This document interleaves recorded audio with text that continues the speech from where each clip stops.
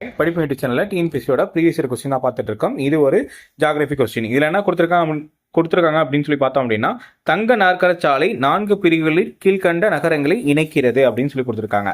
ஒன்று Delhi to Mumbai, Mumbai to Chennai, Chennai to Kolkata, Kolkata to Delhi. மேலே உள்ள பிரிவுகளின் நீளத்தின் இறங்கு வரிசையில் கருத்தில் கொண்டு கீழே கொடுக்கப்பட்டுள்ள குறியீடுகளை பயன்படுத்தி சரியான பதிலை தேர்ந்தெடுக்கும் அப்படின்னு கொடுத்துருக்காங்க.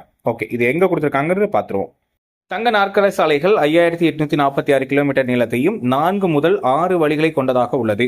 இது வடக்கு தெற்காக இந்தியாவின் 4 பெரும் நகரங்களை புதுடெல்லி, கொல்கத்தா, சென்னை, மும்பை, புதுடெல்லி ஆகியவற்றை இணைக்கிறது. இத்திட்டம் 1999ஆம் ஆண்டு தொடங்கப்பட்டது அப்படின்னு சொல்லிட்டாங்க.